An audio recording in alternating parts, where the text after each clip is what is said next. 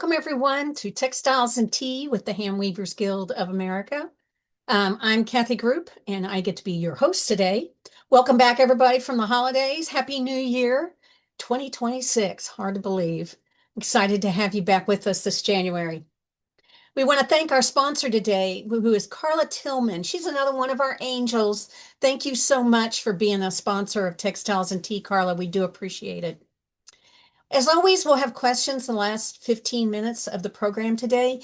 If you would, please put your questions in the Q&A and not in the chat. I can't always see them in the chat. I try to keep an eye on it, but I can't really read it all the time.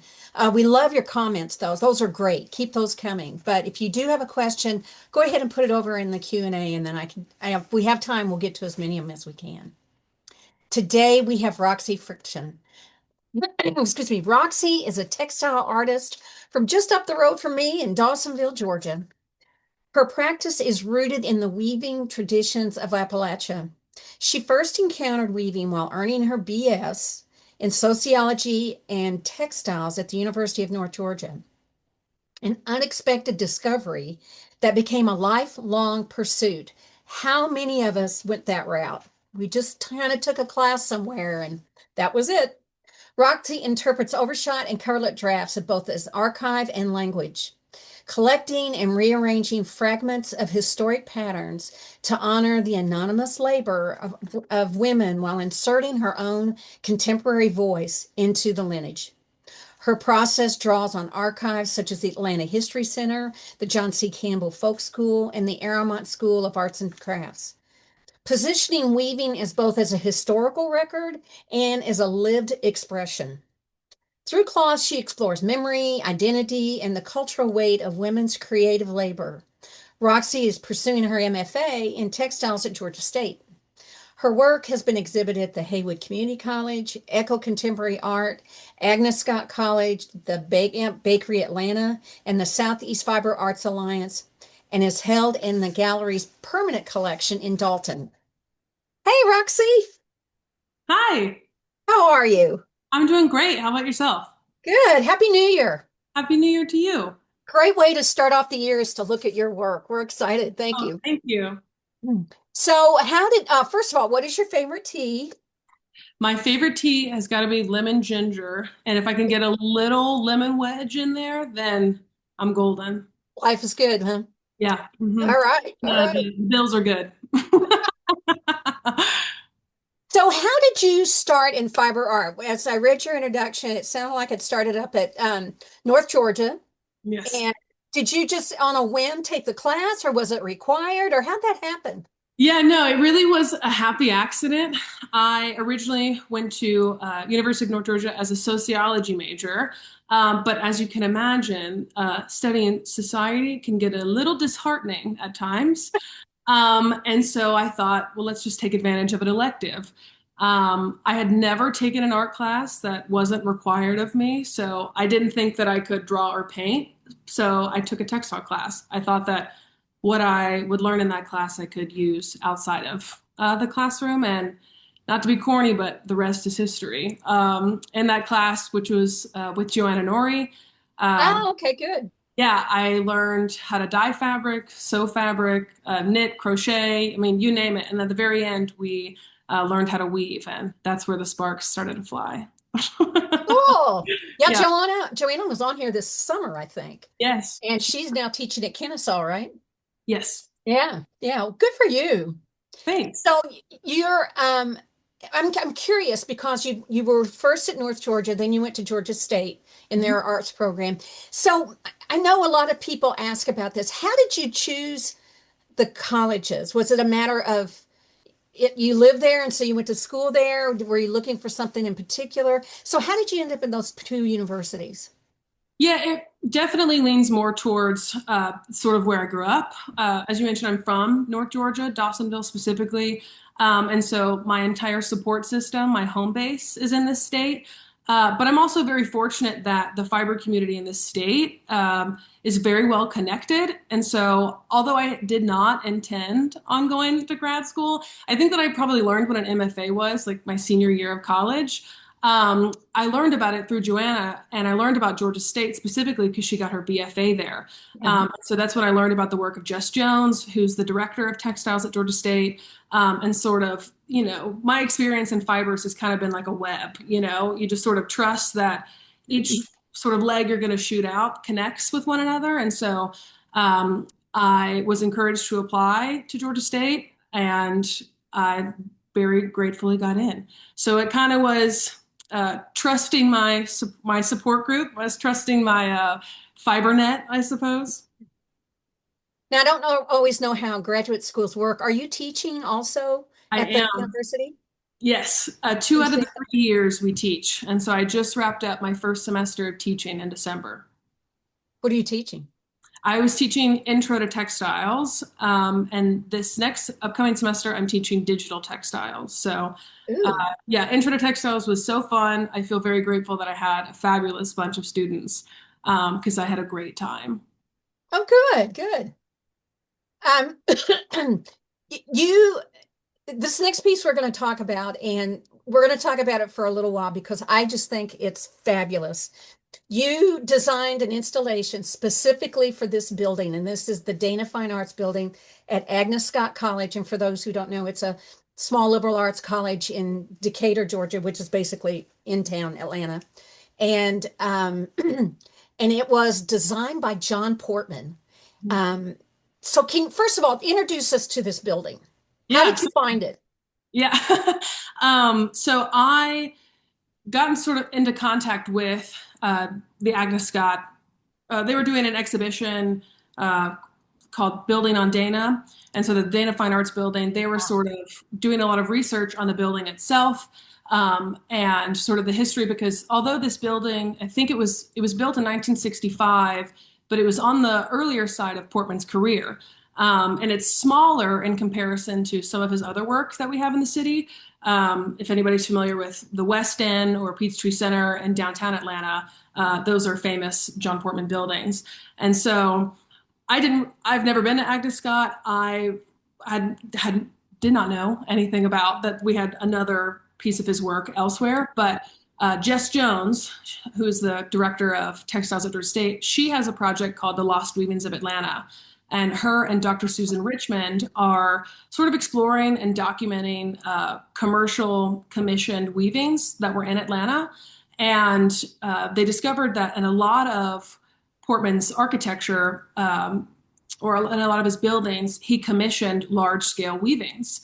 And so not only was there a relationship between fiber and the building itself, but a lot of the design elements in his architecture was inspired by textiles. And so I got connected to this project via Jess Jones, just because she was doing this project, documenting this history, and they sort of were interested in obtaining some sort of, textile piece of art that had a little bit of a relationship with the history of the building. Well, when we were meeting earlier, I told Roxy this, but I lived literally a mile 0.25 from this building for years, and I ran by it every day. I ran through Agnes Scott. I had no idea it was John Portman. There may be a plaque there for all I know, but I just thought it was a beautiful building. And then when you told me it was John Portman, I was like, oh my gosh, it's so funny how you have things around you and you just don't know it. So Right. that's part of the reason why I wanted to talk about it. But the other thing is I love this piece that you did with it because um, you did a weaving that mimics that front archway, correct? Here Yes. it is. Oh, it's just beautiful. So what is the similarity between what you did as artwork and what the architecture? What was your connection in for you? Yeah, I was immediately struck by that arch. I had entered the image you have, I think is on like the back side or the right side. The way that I came in with in I suppose the sidewalk entrance, you enter, it's a giant, arch right over this very simple sidewalk. And it was very easily captivating. And so I knew immediately that I wanted to somehow recreate that in a woven structure, whether that be mimicking the brickwork or actually creating an installation. But sometimes with a lot of my weavings, the way that I envisioned them sort of initially, I kind of listened to my intuition. And I remember walking through that arch and being like, I have to weave a giant arch. And I don't know how I'm going to do that, but I have to do it. And so I directly was inspired by the architecture itself. And so, yeah, I tried to find woven structures in particular that mirrored the brickwork that was in the arch specifically. Well, the other thing I love about this piece is that you said you wanted the landscape to be part of the cloth also, and Yeah. especially the magnolia trees. And if you're ever in the South at all, um, oh, here it is again. Here's the archway. Yeah, this is where I entered. Okay, My first impression was this side of the building. so this is on when you walk in the building, it's inside the building, right?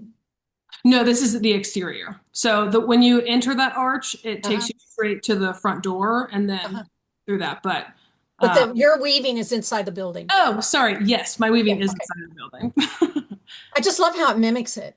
And Yeah, especially that open weave that he has done with the yeah, wall. That's just beautiful.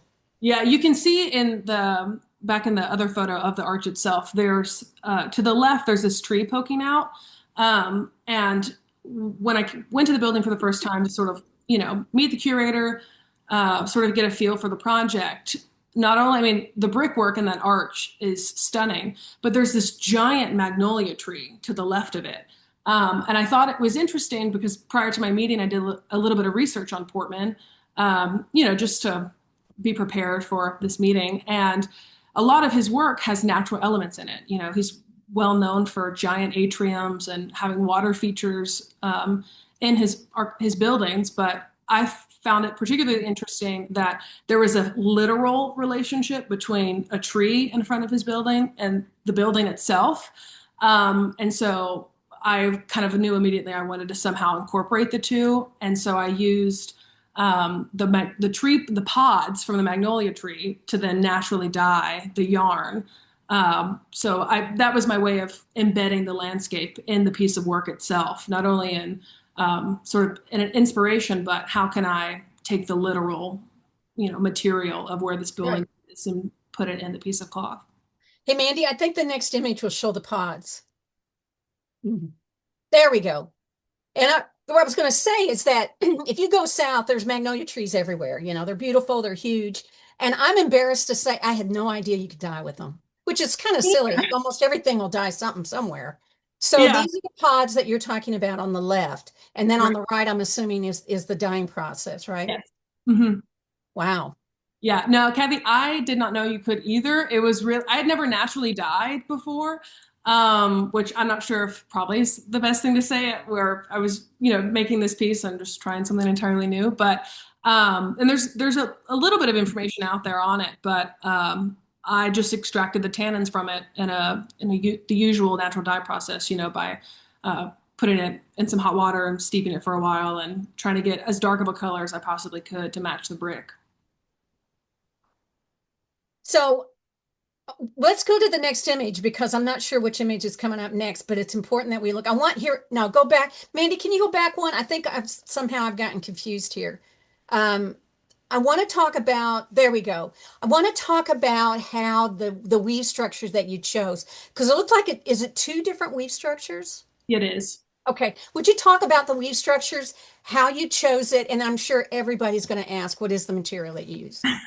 Yeah, so it's all 10-2 cotton. That's what I primarily weave with. I think I don't know, it's very easy to sort of get in the habit of using the same sort of yarn when, I trust it so much, it's not going to snap.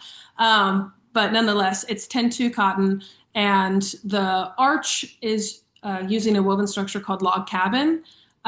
When I got back from sort of, seeing the arch for the first time, I went through a whole bunch of my weaving books and the Handwoven magazine, the whole nine yards, trying to find woven structures that really mimicked brickwork.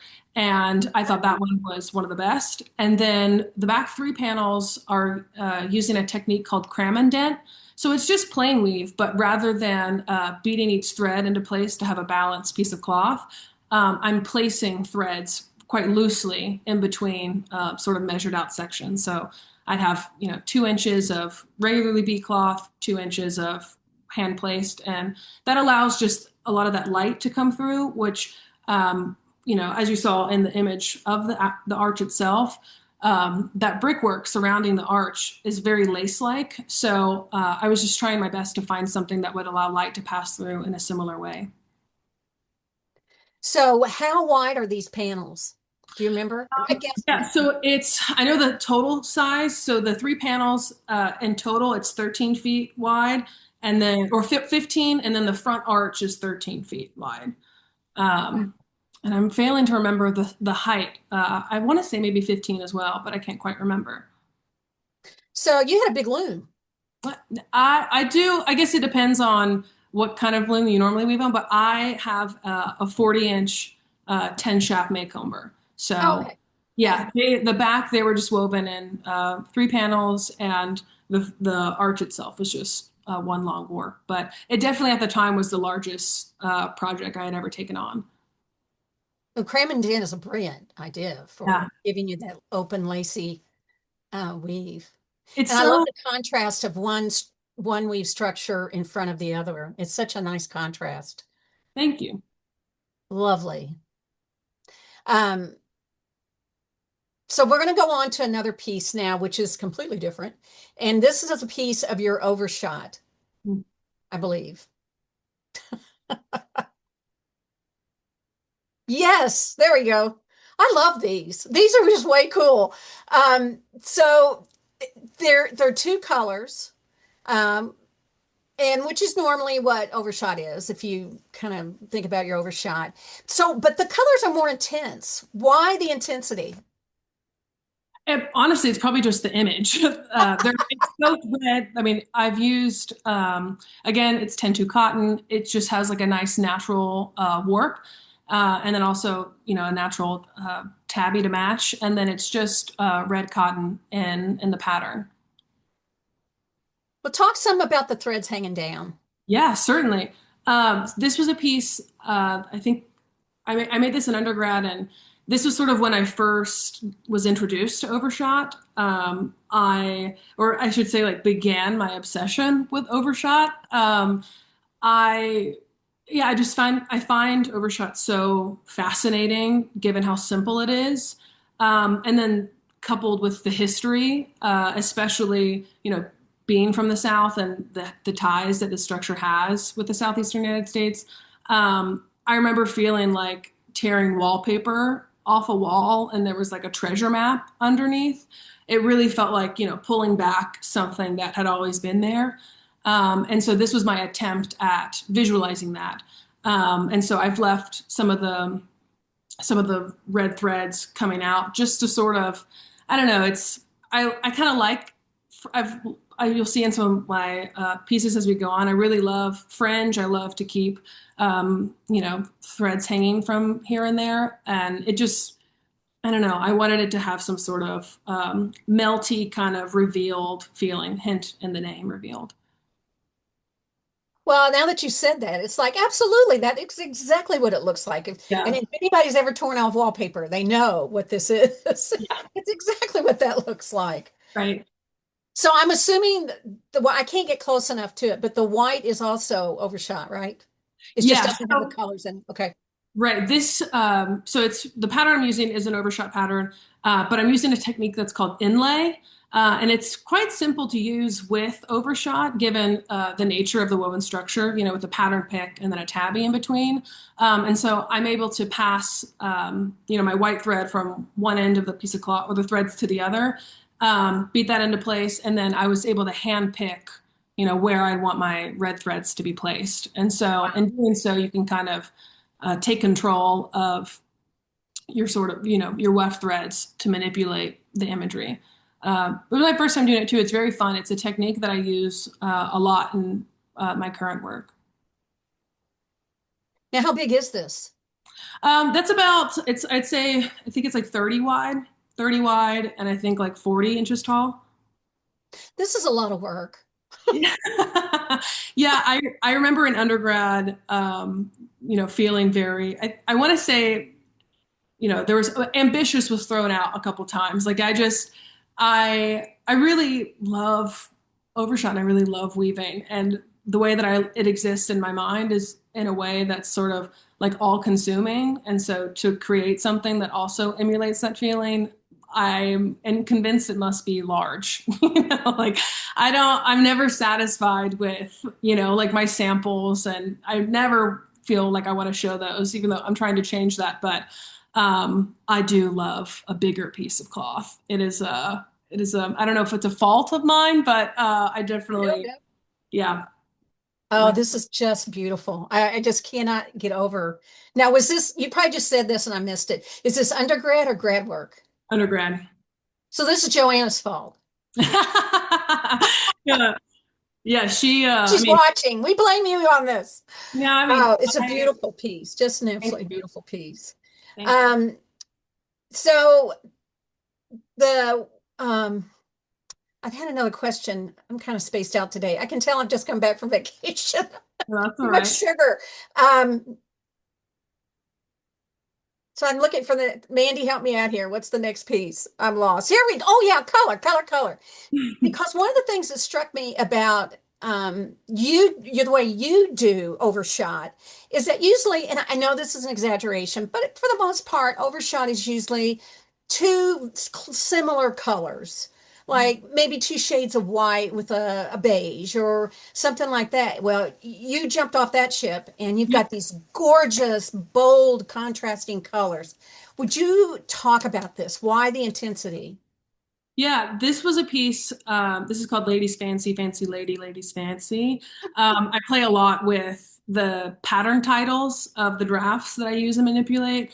And this piece was a way to kind of step out of my comfort zone in a lot of ways. I'm normally somebody who doesn't use a lot of color like this. I'm a big fan of reds and earthy tones, things that do, talk to older coverlets.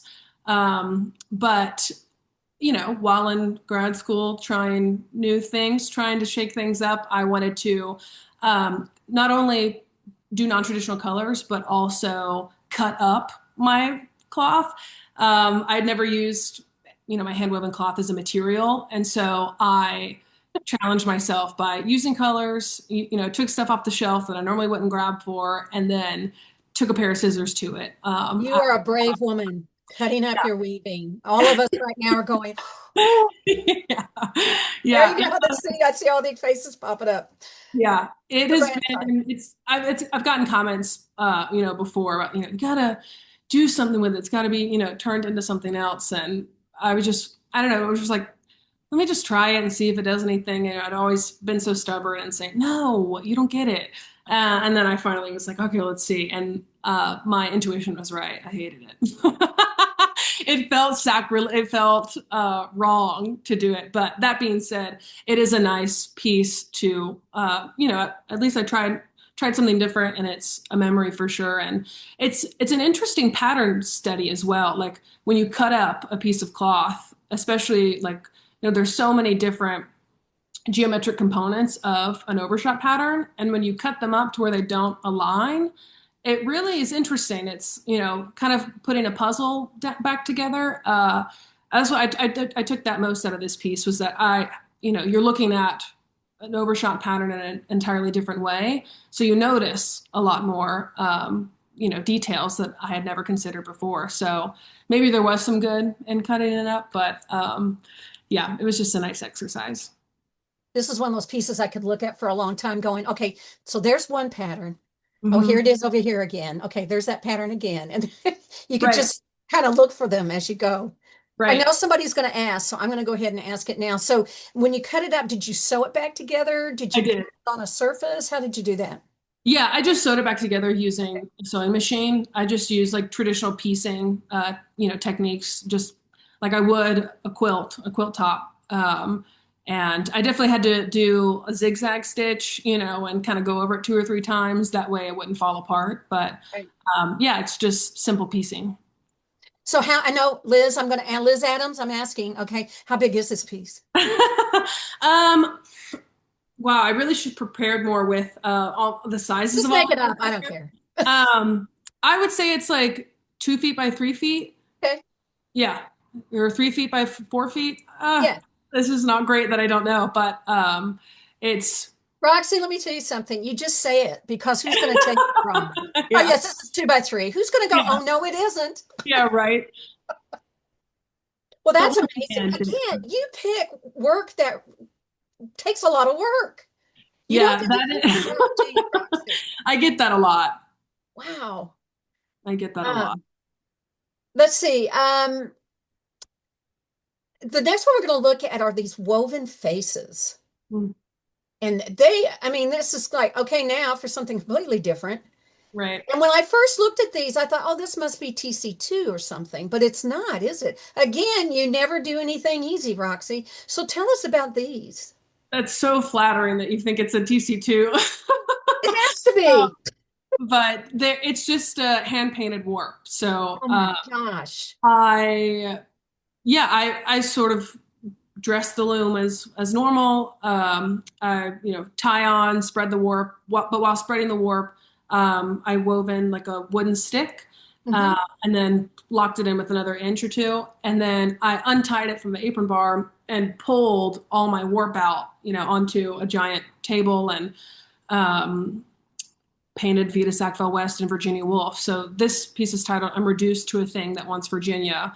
And they had a very interesting relationship that I was fascinated by. These two incredible authors who I read their books and had no idea that they were in love with one another. But they have an interesting story, and I wanted to somehow put that in a piece. And Tell so, us a little bit about them real quick, because I know people are going to yeah, be curious. They might want to go look them up. yeah, for sure. So they were famous authors. If you didn't hear, it's Vita Sackville West is on the left and Virginia Woolf is on the right. So they were lovers in London in the early 1900s. And it's interesting because at the time, laws regulating sort of homosexual relationships only applied to men. And so they were able to publicly be in a relationship with one another.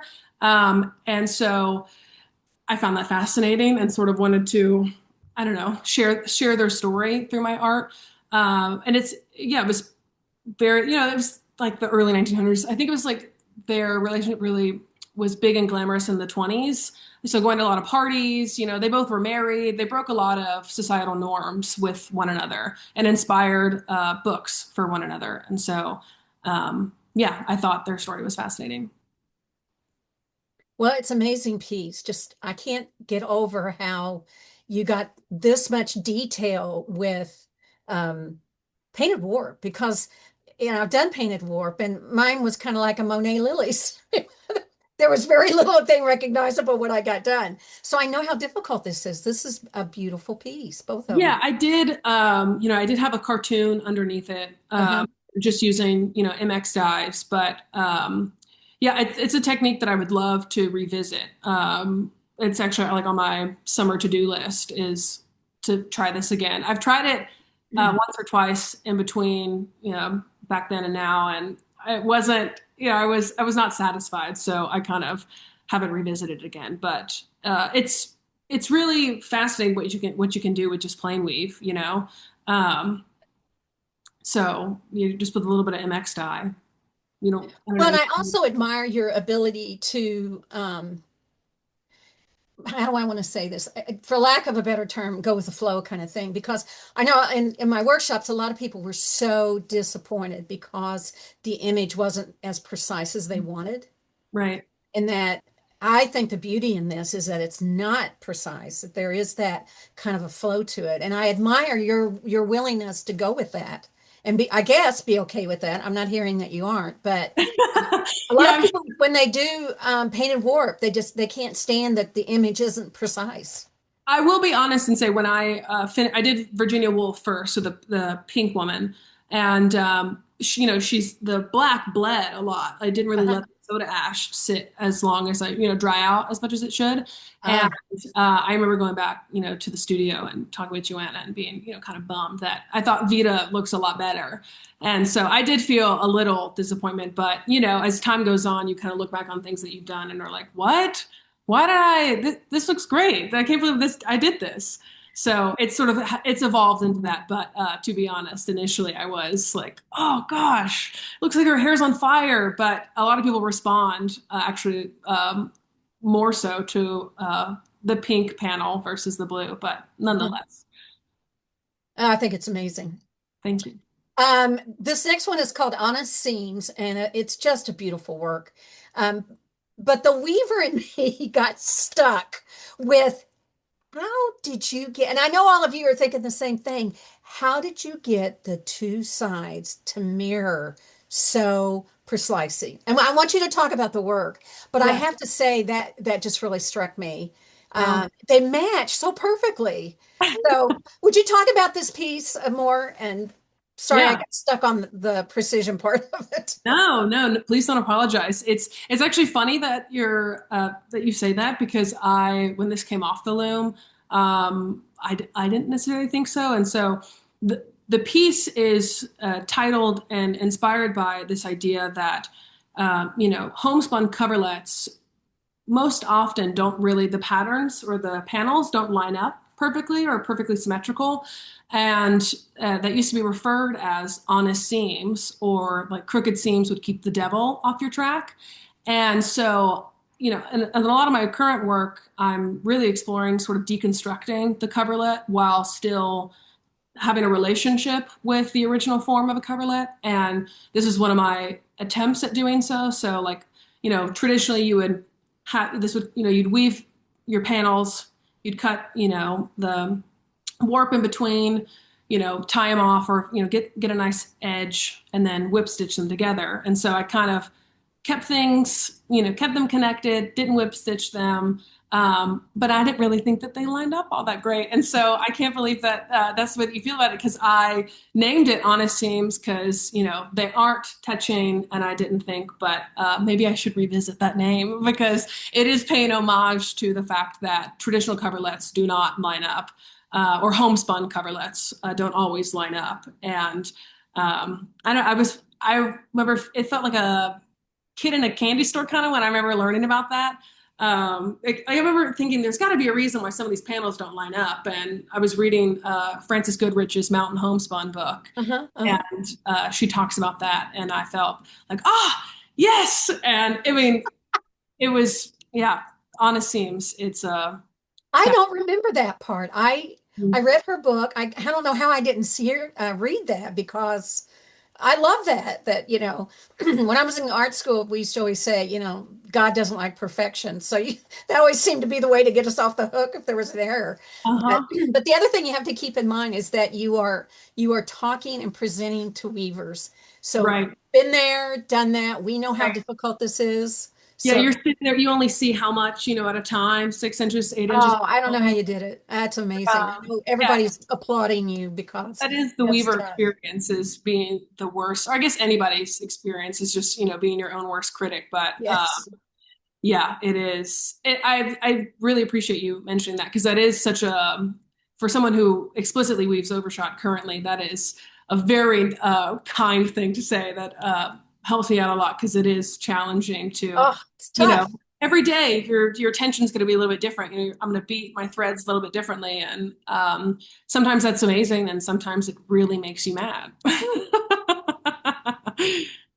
Even though I write down details and I take pictures, I still second guess. Now, how did I do that first 3 inches? Mhm. And then and you're not supposed to do it. It's bad to unroll it and then roll it back because it messes up your tension and everything. But Uh-huh. so anyway, I don't want to stay stuck on that. I'm in awe. That's pretty amazing. So I want to talk about this next piece because it's more overshot. And again, it's from the Roxie point of view. I love this. This is amazing. This is called Where the Warp Lies Double Bow Knocks, right? Am I Yes. getting that? Okay. Yeah. The weave structure is overshot and it's typically used for coverlets. But Mhm. in here, you've incorporated the bed as part of the piece. I love this. So just tell us about this piece. Yeah, this one might be a little bit of a longer answer, just because this is one of my most recent pieces, and a lot of what I was thinking about while making this, I'm still thinking about. But while I was in undergrad, we were very fortunate in our weaving studio to have an insane library. So we kind of had, huge Oh, bookshelves, and, there was every handwoven magazine you can think of, and just so many books. And I'll never forget one day, I think it was like I needed a break from the loom, and I took a book off the shelf. It was huge. It was this big, like encyclopedia size book, and it was of coverlets oh, by Doris Kennedy and Sadie Wilson, I think it is. And I remember being like fully captivated by what was inside of that book. It's just it's a documentation of weaving history. It's particularly American coverlets in Tennessee. And yeah, I was fascinated. And that also was sort of in that period where I became like obsessed with overshot. But I remember this feeling and this question of like, what is like, I didn't know what a coverlet was. And I was shocked that I had grown up not so far from these areas that this book is talking about, and I've never heard of a coverlet. And so mhm. there's this question that I asked myself, which was like, why do I know what a quilt is, but I don't know what a coverlet is? And that question is sort of embedded in the foundation of my research, my art practice. It's kind of the reason why I came to grad school.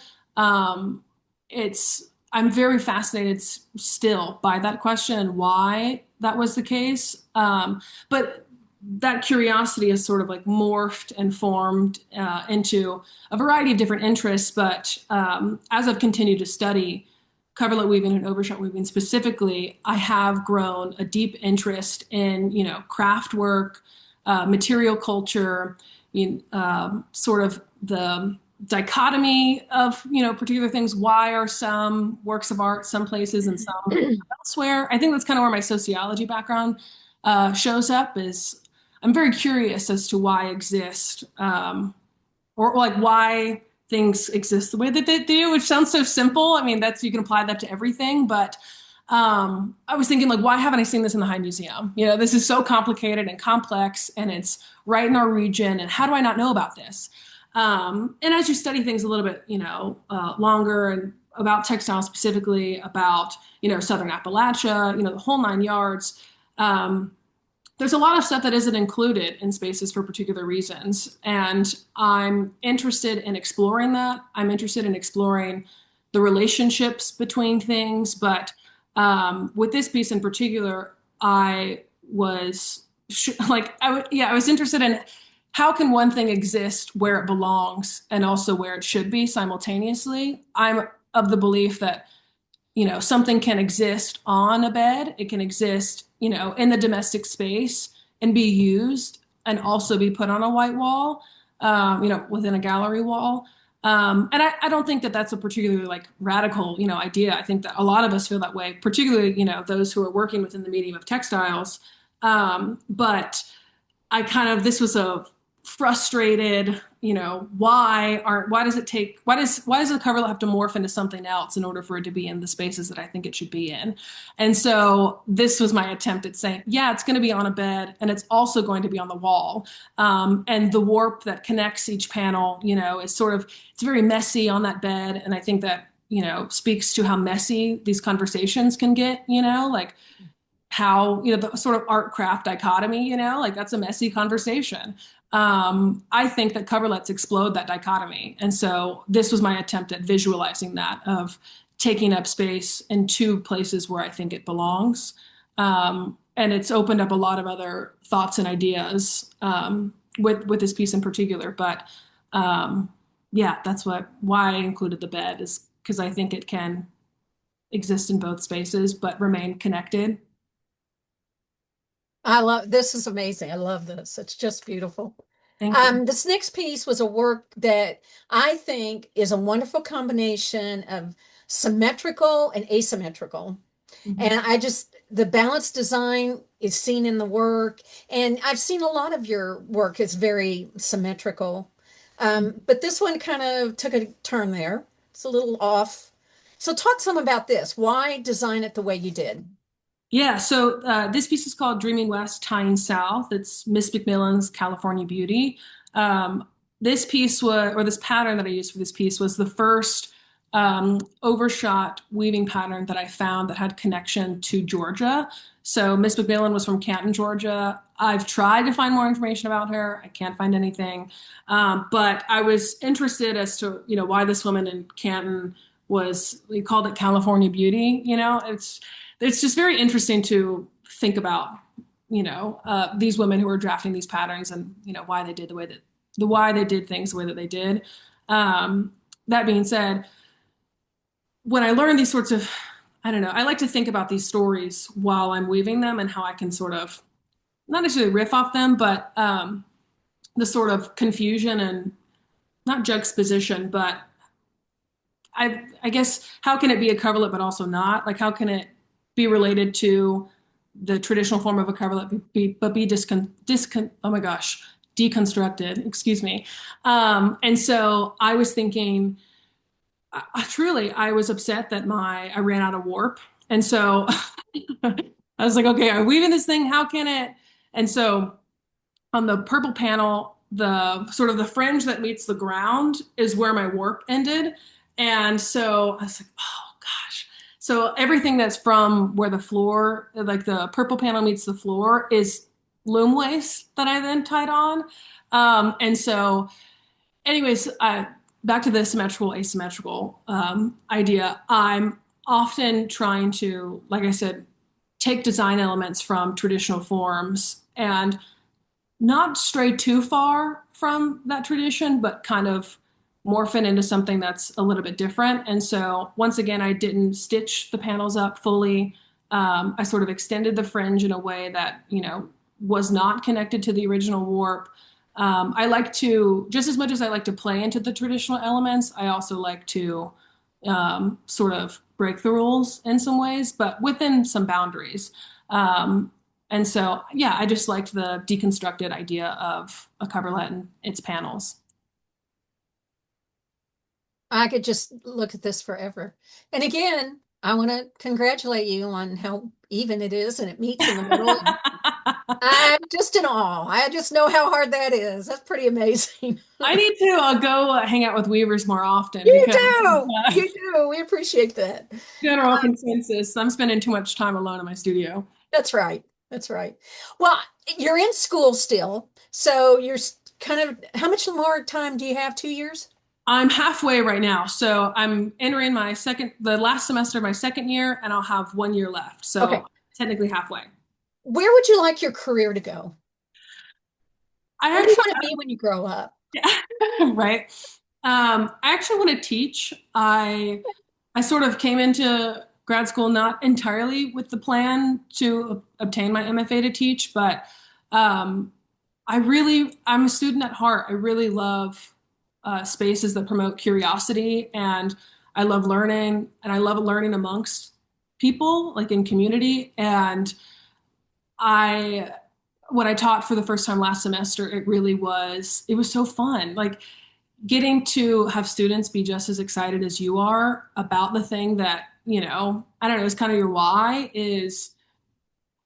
like it's a dream come true. It's really is something that's like so simple yet so rewarding. And so ideally I'd like to teach post grad. We'll see how that goes. Wherever I can get in, but teaching would be cool. So kind of maybe the same question, but only different. What's next for you? I know you got another year of school. So what else? Yeah. Thesis. Thesis is really what's on the horizon. So Enough said. yeah, Thesis. I have to write a thesis paper and create work for a thesis exhibition in order to graduate. And so this is sort of my last semester having critiques with people in my cohort. And for the next year, I will be locked in the studio writing a long paper and creating a whole bunch of weavings. I would love to see your show. Ah, well, If I you will think of definitely it, do an invite. let Chattahoochee hand weavers know, and I would love to know about it. Oh, look who popped up. There's this Joanna Nori chicks on here. Hey, Joanna, we've been talking about you. Well, we've got some questions, so let's ask questions, and some of them I'm eager for you to talk about. They're great questions. I almost interrupted it at the time, but I thought let's keep going. This one, somebody asked about what kind of yarns you did when you did the magnolia pods. That was cotton, right? Yeah, 10-2 cotton. Into. Okay, thanks. That Yeah. was from April. Thank you, April. Oh, this is a good question. This is from Sarah, and she said, "What is the relationship between overshot and the South?" Oh, yes. Okay, so wow, let me try to get my elevator There's sentence. a master's thesis right here in 2 minutes. Um, so it's a woven structure that we don't know exactly the entire like the origins. There's reasonable suspicion that it's from the Southern Highlands of Scotland, but it is a woven structure that was brought over from Europe. It traveled from Pennsylvania down wagon trails into the Appalachian Mountains, primarily by Scots-Irish, and it is a woven structure that really is most exclusively evolved in the United States, which is interesting. A lot of weaving structures are used globally. And even though some, patterns in other countries also have like float, they do float work, which is another term used for overshot. It's nothing that's quite as extensive as the overshot patterns that are used in the southeastern United States. And it's particularly interesting because in the South is where hand weaving survived the longest. And so when the Industrial Revolution happened, they sort of describe it as a time where looms were going in the barns. They're getting closed up and people were no longer using them. Whereas during that time, people within Southern Appalachia were continuing to abide by traditions and use these patterns. And it exclusively evolved within this region due to like communities. And so they might have brought patterns, when they immigrated and traveled, and then they passed them amongst neighbors. And so it sort of snowballed into hundreds of thousands of patterns, maybe not hundreds of thousands, but thousands of patterns that are all exclusively connected to a particular region. I argue that I think that they are a form of geometric abstraction. They're like an abstracted like image of Southern Appalachian life. Next time you open a book of overshot patterns, like take a look at the title and, think about that in relation to, like Lee's surrender. There's got to be a connection. There's so much stuff like cucumber, mountain cucumber, wandering vine. There's all these things that I think that, it abstracts Southern Appalachian life or mountain life. And once you look at overshot through that lens, you can never really see it the same. So kind of a long answer, but No, it's a wonderful answer. I could listen to this forever.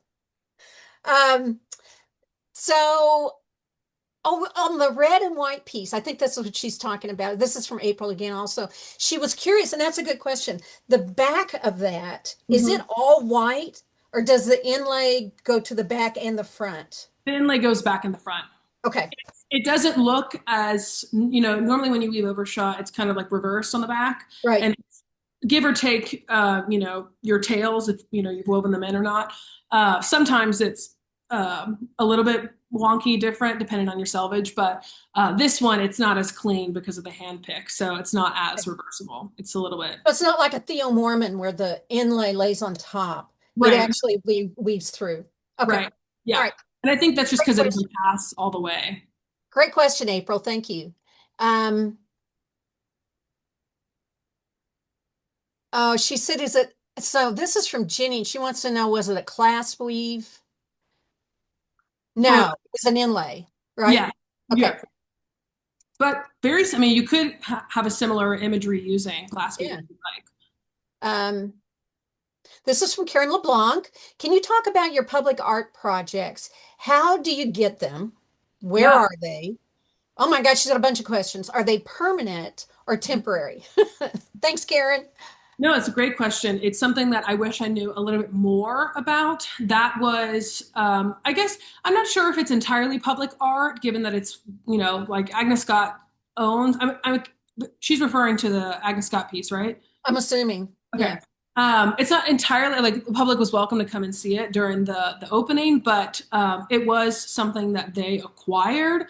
Therefore, I'm not sure, how it's going to exist from here on out. I'm not sure if it's still up or not. I hate to admit that I haven't been back to see if it's still there. I'm sure they've had other exhibitions in there, but in regards to how to find public art, I would recommend. I know that there's Cafe, the call for entry, and that has to do a lot more with sort of juried exhibitions, but that might, be a great place to start. And always like your sort of local, like community usually has some sort of like Fulton County down here in Atlanta, they have an arts department. We have the Beltline down here. And so those are some ways that you can get public art in. But I would just honestly give it a good Google search and do some digging. I find most of my opportunities by like call for entry or in connection with my weaving community here in Atlanta. Oh, this is a good question. I never thought about this either. This is from Phyllis, and Shinlook, and she wanted to know if are the patterns all for harness? Yes. Okay, because that is kind of part of the characteristic, right? Mhm. Most of the overlap, those coverlets were for harness, right? It's mind blowing. That is like another part of like, it's so visually complex, yet Yeah. as a weaver, it is so simple. Like, oh gosh. I mean, I'm trying to complicate it in some ways, like, weaving two simultaneously and, but yes, all the patterns that I use are generally profile drafts and they're four shaft.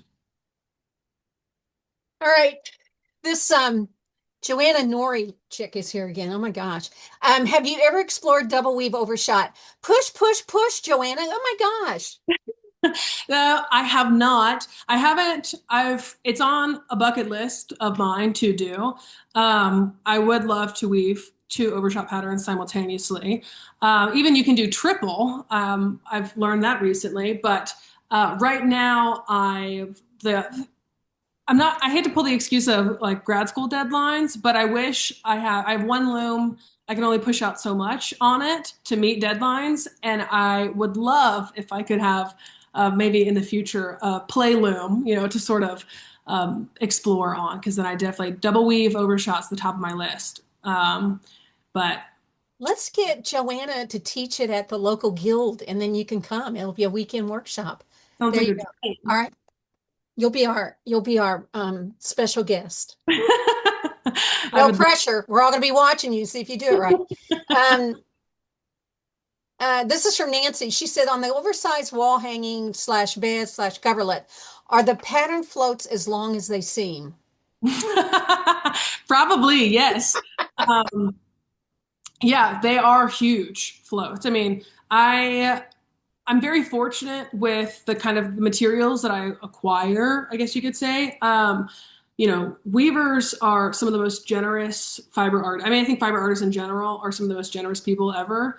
But then you narrow it down a little bit further to weaving, and it kind of doubles in its generosity. And so a lot of my weft yarns and my wools are have been donated to me by very generous weavers. And so I think some of my floats are exacerbated because some of my wool is a little bit bigger than what it should be for the 10-2, and so Oh, it right. kind of looks a little fluffier. But for the double bow knot pattern that I used for that, I kind of used it to my advantage, so it looks a little bit more hallucinatory, if that makes sense. Joanna's saying Chattahoochee has a really inexpensive loom you can rent. It's pretty Oh, cheap. really? Just a subtle plug. There you go, Joanna. Um, Last question here. This is again from Karen LeBlanc. Are you familiar with the book Keep Me Warm One Night by Dorothy Burnham? And she didn't know the other name. Written in Canada. She says it's one of her favorites. Yes, I am familiar with Keep Me Warm One Night. That is a staple book of mine. I have a joke with one of the librarians at Georgia State. Each semester, I check out the same books because I don't know, I feel like they don't get seen enough. And the Keep You Warm One Nights, particularly in the folio section, so it definitely never gets seen. But I pull that out all the time, and they have a great sort of short, I think it's like half a page write up on overshot that I have definitely used in my research.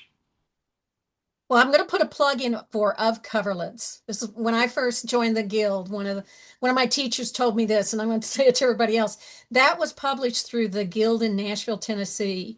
They only did X amount. If you ever see it at a used bookstore, It grab is. it. No, it doesn't matter how much it cost, Yeah, yeah. grab it. It's a Yeah. treasure. It's an absolute treasure. So many people have been bugging them to reprint it, but they only printed enough for their guild and a few more. So if you see one, awesome. It is a So dream of mine to have my own personal copy of that I book. go into bookstores all the time and I always look for it. I know it's not going to be there, but I can't help Yeah. it. Yeah, same. It's also one of the books that I check out every semester. All right. Well, I can't believe we have to stop for today. Me too. This But was so we fun. do. This was so much fun. Thank you so much. I can't wait to see what you do next. Thank you so much. This was a blast. This has been a bucket list thing of mine for a long time, so I'm very grateful to be on, and thank you so much for having me.